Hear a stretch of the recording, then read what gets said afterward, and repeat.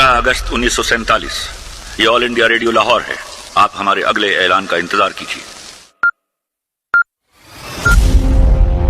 14 अगस्त 1947 ये रेडियो पाकिस्तान लाहौर है। आपको पाकिस्तान मुबारक। Long years ago, we made a tryst with destiny, and now the time comes when we shall redeem our pledge. At the stroke of the midnight hour, when the world sleeps, India will awake to life. हम जब भी पाकिस्तान के बारे में बात करते हैं तो एक आर्गुमेंट हमेशा से ही निकल के आता है कि हम इंडियन और पाकिस्तानी एक जैसे ही तो हैं। हमारी तारीख एक जैसी है, हमारे खाने पीने एक जैसे हैं, हमारे लिबास एक जैसे हैं, हम एक तरह के ही गाने सुनते हैं, फिल्म्स देखते हैं, यहाँ तक कि एक ही तरह के स्पोर्ट्स पसंद है और हमारे मसले सिर्फ वहाँ की आर्मी और आईएसआई से हैं। उनके आम आवाम से हमारी क्या ही प्रॉब्लम है। और लड़ाई तो बस दोनों आर्मीज़ के बीच है। हम लोगों के बीच तो प्यार होना चाहिए, दोस्ती होनी चाहिए, अमन होना चाहिए। लड़ाइयाँ गवर्नमेंट की हैं, हमारी नहीं। अमन की आशा जैसे कुछ 2 कौड़ी के प्रोग्राम चलाकर हम उन पाकिस्तानियों से फिर से एक होना चाहते हैं जिन्होंने इस देश के टुकड़े करते वक्त एक बार भी नहीं सोचा। ऐसा नहीं है कि इंडिया के लिए नफरत बस पहले के पाकिस्तानियों में थी। उनकी आज की जनरेशन का बच्चा भी दुनिया की 2 नेशन थ्योरी में उतना ही यकीन रखता है या उससे कहीं ज़्यादा जितना कि 1947 के वक्त एक पाकिस्तान जाने वाला इंसान रख रहा था। पाकिस्तान बनने से 3 दिन पहले 11 अगस्त 1947 को मोहम्मद अली जिन्ना पाकिस्तान की कॉन्स्टिट्यूंट असेंबली में एक फेमस स्पीच देते हैं। आप आजाद हैं, आजाद रहें। आप लोग इस मुल्क पाकिस्तान में अपनी अपनी इबादतगाहों, मस्जिदों या मंदिरों में जाने के लिए आपका मजहब क्या है, साथ क्या है, कौम क्या है, इसका हुकूमत के मामला से कोई ताल्लुक नहीं। जिन्ना ने वहाँ की माइनॉरिटीज को जो मुंगरी लाल के हसीन सपने दिखाए थे that they are free to visit their places of worships and the Pakistani state has nothing to do with their religion. आज उनकी हालत ये है कि जहाँ 1951 की सेंसस के अकॉर्डिंग ईस्ट और वेस्ट पाकिस्तान में 12.9% हिंदूज थे, वहाँ आज पाकिस्तान और बांग्लादेश की कंबाइंड पॉपुलेशन में ये परसेंटेज गिरकर 4.17% का हो गया है। इसमें 8.75% का मेजर डिक्लाइन दिखता है। आखिर कहाँ गए ये हिंदूज? इनमें से बहुत से परसिक्यूशन के डर से माइग्रेट कर गए, कुछ फोर्स्ड कन्वर्जन के शिकार हो गए और बड़ी संख्या में 1971 में बांग्लादेश में मार दिए गए। कुछ आज भी अपनी आइडेंटिटी छुपाकर पाकिस्तान और बांग्लादेश में ही बेनामी की जिंदगी जी रहे हैं। वहीं दूसरी साइड इंडिया में 1951 सेंसस के अकॉर्डिंग 9.8% मुस्लिम्स थे और आज 2011 के सेंसस के अकॉर्डिंग बढ़कर 14.2% हो गए हैं। पाकिस्तान के इस्लामिक स्टेट बनने के बाद भी इंडिया सेकुलर स्टेट बनता है और अपने माइनॉरिटीज को सेम राइट्स देने के साथ साथ उनके अपलिफ्टमेंट के लिए उन्हें रिजर्वेशन भी देता है। पाकिस्तान में जहां इंडिजिनियस कल्चर और नॉन मुस्लिम्स के कल्चर और रिलीजन को मार्जिनलाइज किया गया, वहीं इंडिया में माइनॉरिटीज को रिजर्वेशन देने के साथ साथ उन्हें प्रिविलेजेस भी दिए गए। पाकिस्तान के कॉन्स्टिट्यूशन के अकॉर्डिंग कोई भी नॉन मुस्लिम पाकिस्तान के किसी भी हाई कॉन्स्टिट्यूशनल ऑफिस का हेड नहीं हो सकता है। Clause 2 of Article 41 of the Pakistani Constitution says that a person shall not be qualified for election as president unless he is a Muslim of not less than 45 years of age and is qualified to be elected as member of the National Assembly. Clause 3 of Article 91 of the Pakistani Constitution states that after the election of the Speaker and the Deputy Speaker, the National Assembly shall, to the exclusion of any other business, proceed to elect without debate one of its Muslim member to be the Prime Minister. इसके बाद जब पाकिस्तान के कुछ non Muslims आकर कहते हैं कि नहीं हमें तो पाकिस्तान में मुस्लिम्स के बराबर राइट्स अवेलेबल हैं, उनसे बस यही पूछना है कि फिर ये क्या बांग्लादेशी कॉन्स्टिट्यूशन के आर्टिकल हैं या अफगानिस्तान के? पाकिस्तान सिस्टमैटिक तरीके से अपने माइनॉरिटीज के साथ डिस्क्रिमिनेशन करता है, किसी से बिना छुपाए, and then they come here and give lectures to India about secularism. इसके लिए एक कहावत है, सूप बोले तो बोले, छलनी क्या बोले, जिसमें 72 शेर। पाकिस्तानी होते कौन है हमें सेक्युलरिज्म और डेमोक्रेसी पर लेक्चर देने वाले? डेमोक्रेसी का तो पाकिस्तान में ये हाल है कि अभी तक ऐसा कोई प्राइम मिनिस्टर नहीं गुजरा जिसने अपना टर्म पूरा किया हो। पाकिस्तान में 3 बार मेजर कूच हो चुके हैं। इनके आर्मी जनरल्स इलेक्टेड गवर्नमेंट को उखाड़ कर फेंक देते हैं और किसी की औकात तक नहीं होती कि उनके खिलाफ कुछ भी लिख या बोल सकें। मीडिया हाउसेस तो इन जनरल्स की हाथों की कठपुतली बनकर रह गए हैं। इलेक्टेड प्राइम मिनिस्टर को तो या तो एग्जीक्यूट कर देते हैं या तो वो जेल चला जाता है, पाकिस्तान से भाग जाता है, उसके पास कोई चौथा ऑप्शन होता ही नहीं है।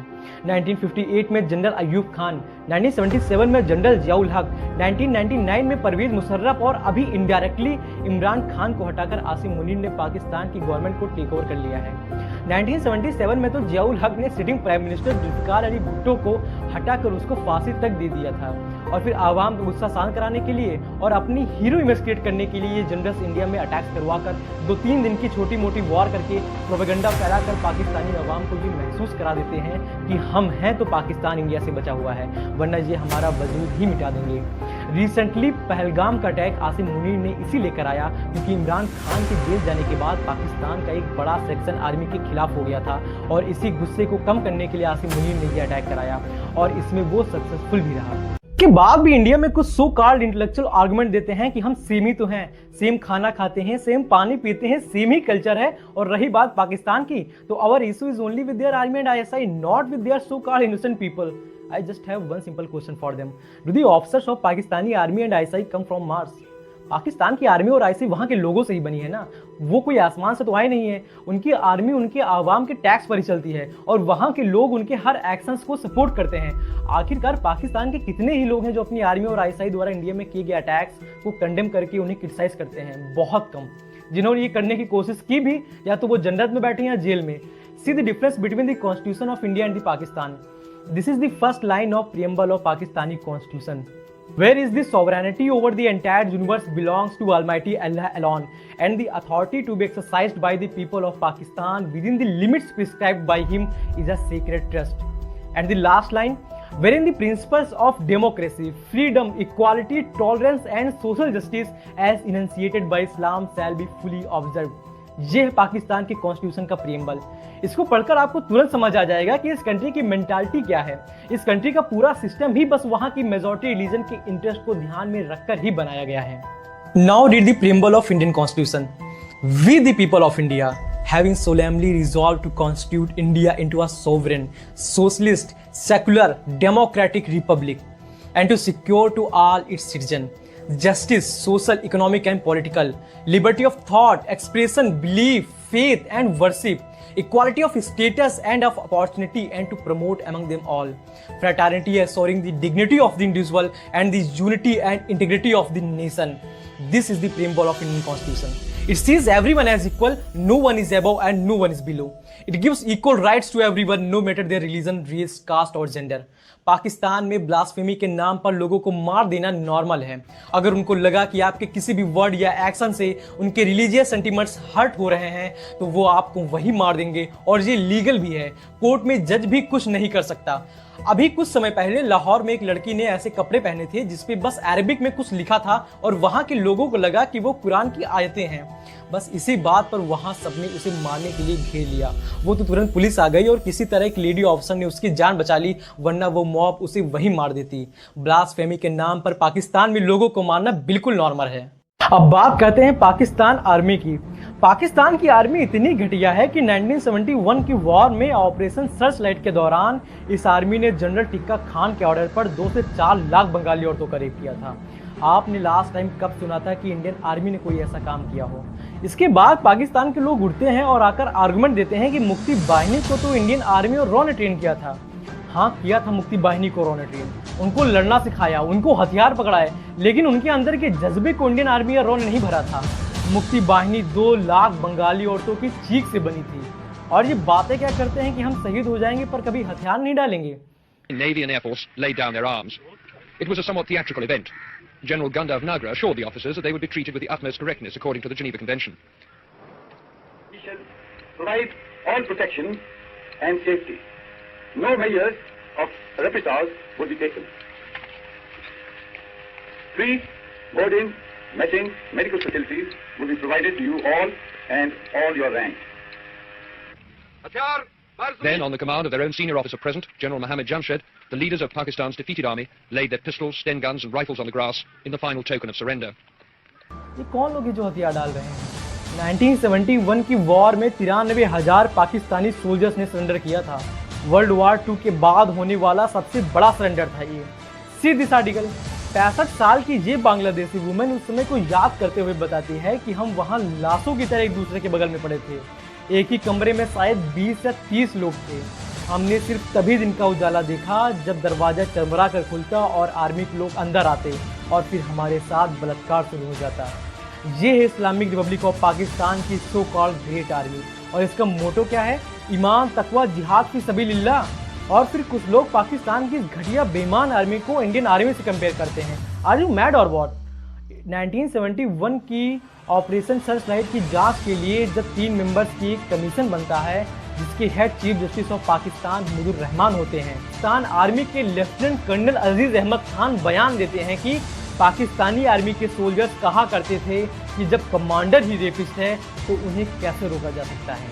पाकिस्तानी आर्मी ने बांग्लादेश में इतने रेप किए थे कि 25,000 से ज़्यादा वॉर बेबीज पैदा हुए थे। बाद में शेख मुजीबुर रहमान ने लेट टर्म अबॉर्शंस को परमिशन देने के लिए नए लॉ इंट्रोड्यूस किए और अबेंडन चिल्ड्रन ऑर्डर पास किया, जिसे मिनिस्ट्री ऑफ सोशल वेलफेयर को रेप से जन्मे बच्चों का लीगल गार्जियन बनाया गया और उन रेप की गई वुमेन को वीरांगना का टाइटल देकर उनको सम्मानित किया गया। जनरल टिक्का खान ने कहा था, मैं बंगालियों की नस्लें बदल दूंगा।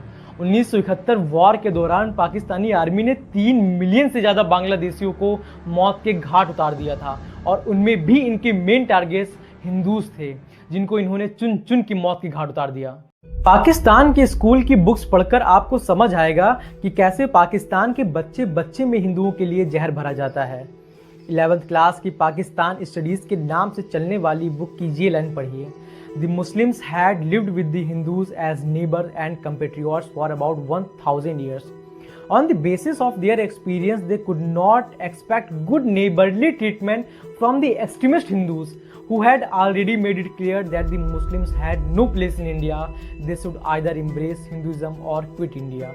11वीं और 12वीं जमात की मुतालिया पाकिस्तान की बुक में पेज नंबर 33 पर लिखा है कि इंसानियत दुश्मन हिंदुओं और सिखों ने लाखों औरतों, बच्चों और बूढ़ों और जवानों की इंतहाई बेदर्दगी और संदली से कत्ल किया और बेआबरू किया। 9वीं 10वीं जमात की मुतालिया पाकिस्तान में खिलाफत मूवमेंट के बारे में ये लिखा है कि मुसलमान और हिंदुओं ने एक साथ मिलकर काम किया, लेकिन ये इत्तेहाद ज़्यादा देर तक ना चल सका और हिंदू की मुसलमान दुश्मनी उजागर हो गई।